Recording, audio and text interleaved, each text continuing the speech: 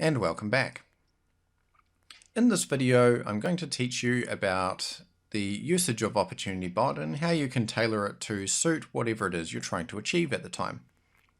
So first things first, you've probably noticed that OpportunityBot is split into both the left and right hand side. The idea of this is to allow you to freely search in two different markets at the same time to look up, for example, the buy price and the sell price for an item in two different markets, or even the same market in two different locations. You can also use it to look up a gig on one side and then look up an outsourcer for that gig on the other side, or find a flipping opportunity on one side while looking up a dealer on the other side. There are lots of combinations, and we've allowed you to freely configure it in any way that you please. To do so, all you need to do is click on the View menu and then choose either the left or right hand pane and choose the market that you want to use on that side. So for example, if I wanted to change the right hand side, which is currently Fiverr, to be Kijiji, I would just select View, right pane, Kijiji. And now we've changed that over to Kijiji. I'll just change that back to Fiverr so I can demonstrate the differences between searching in different markets. So I'll just click View, right pane, Fiverr. Now, the next thing you might notice is that the Craigslist search over here on the left and the Fiverr search over on the right look quite different. The Craigslist search has the advanced section sitting below it at the moment, with both a category and a where set of drop-down boxes that you can use to refine your search. The Fiverr search, on the other hand, just has a search box and nothing else at the moment. Now, the reason for this is that Craigslist has so many results that it's crazy to try and search them all at the same time, whereas Fiverr doesn't have as much data and it's much more practical to search them all. And so for that reason, there are no drill downs to get into. However, all of the markets in OpportunityBot have an advanced section, which you can access by clicking the advanced button if it is not visible. All markets include, at the very least, an exclude filter in their advanced sections, which we'll cover off shortly. But for now, let's get into a quick search on Craigslist. So to search on Craigslist, what we need to do is select a category to start with. I'll choose gigs, and the location or where I will choose the United States, and we'll just do a quick search for a logo gig. While we've got Fiverr up, it makes sense. I'll click search. And we've got all these results coming in. Now, while they're coming in, I'll explain the numbers that we can see down the bottom left-hand corner here. Okay, so the first number on the left-hand side indicates the results, or the number of results that have passed through the exclude filter successfully. The right-hand number indicates the total number of results that have been found. Now, I'm just going to stop this search here because I want to demonstrate how the exclude filter can be used, and also the special search mode that's specific to Craigslist. So I'll start by just sorting by the date column so we can find all of the most recent results. And now we can see that there's a bit of a problem. Firstly, we can see there are some results here which don't seem to be related to logos.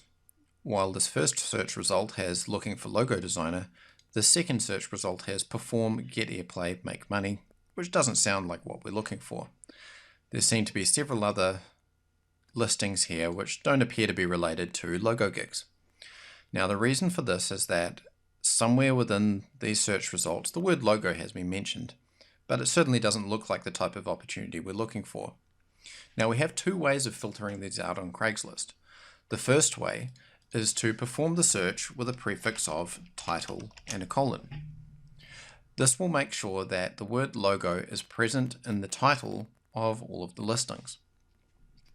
This is useful in some searches, but it is detrimental in others, as for example, if you were looking for a 1964 Ming vase, if such a thing existed, you wouldn't know for certain that the phrase 1964 Ming vase would be included in the title, but it may very well be included in the body of the ad.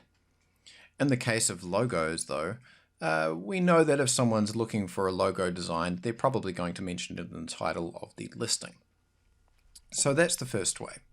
The second way is to use the exclude filter to exclude any spammy results or other bad things that you don't want included. Now, for example, if we look here, we could see that this has a mention of make money and airplay, get, perform. All of these words, are words that we could use to exclude that particular search result.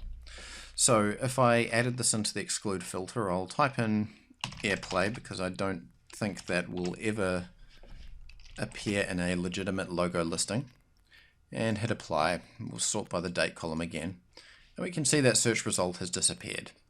Now, this is relatively inefficient if you're trying to remove individual results one at a time by finding a keyword in them, but in this next example where we've got the same listing or a very similar listing appearing 4 times at the very least, and I'd almost guarantee there'll be more further down, we can see another keyword we could use here would be interns.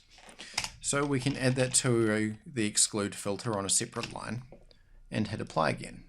Then resort by the date column, and we can see those are gone.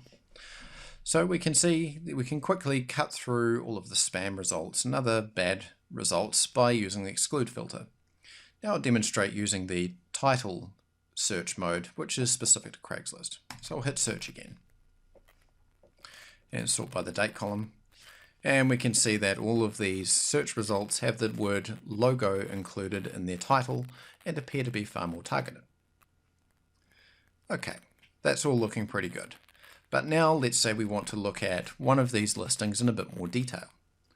We can do so by simply double-clicking on the search result, which will open it up inside the internal browser. From here, if we want to view a bit more of this particular listing, we can hover over the center and click and drag to make this side larger than the other side. You can also go the same way to make the right-hand side smaller than the left. But for now, I'm going to go with a large left-hand side in this recording so we can see the most out of this listing. Now, in this particular example, it says that the compensation is going to be no pay. That's not something that's very attractive to me as a business owner. I want to be paid for any work that I do or any work that I arrange. Otherwise, I'll go bust pretty fast. So now I've got 2 options here. I can either close this listing by clicking on the X up the top here, and that will take me back to the list that I was just looking at before. Or the alternative option is I can click on the right arrow up the top here to move to the next listing that was in the search results from the previous screen. So I'll click the next arrow here. Now this person is asking for what appears to be a logo made in Adobe Illustrator, and they want us to name our price. This could be a viable option. If we wanted to go ahead with it, we could go and reply exactly as you normally would on Craigslist. Very simple. We can then continue on to the next one by clicking the right arrow. And we can keep going through every single listing to find all of the good ones and reply to them quickly to get ahead of anyone else. Once we've finished, we can just click the X up the top right-hand corner to get back to the list, where we can then perform another search or scroll down and try and find something in particular. But let's go with this example here, where they want us to email through our price. If we then wanted to find someone to perform this logo gig, we could search Fiverr on the right-hand side, because we've got Fiverr here at the moment, and just type in logo and hit search. This will quickly show us all of the logo gigs that are available on Fiverr at the moment. I can hide the advanced section at the top by clicking the advanced button so that I can see more results on the screen at one time. Then to look at any of these, I can simply double click on it and treat it exactly the same way as Craigslist that was on the left hand side. If I don't like the gig that I'm looking at, I can use the left and right arrows to quickly go through them all and find ones that are more suitable. This is the same for every other market inside OpportunityBot. So I'll close out of both of these and we'll have a look at some of the other ones and confirm that they operate exactly the same way. So if we pull up SEO Clerks on the left hand side and we pull up, let's say Kijiji on the right hand side, we'll just search for logo again while we're on the subject. We'll search for one there. We'll search for logo over in Kijiji in the jobs section.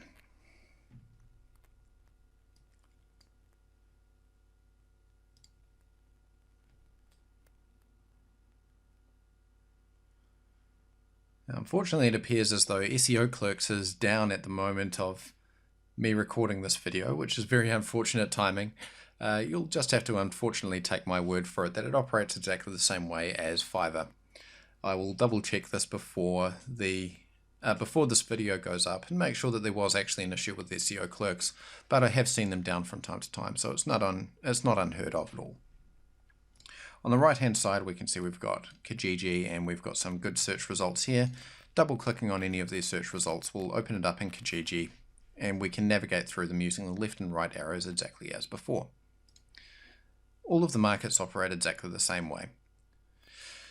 That concludes this video. In the next video, I will tell you very briefly about the different markets and what types of searches you can do and what types of opportunities you can find on each one. So I'll see you there.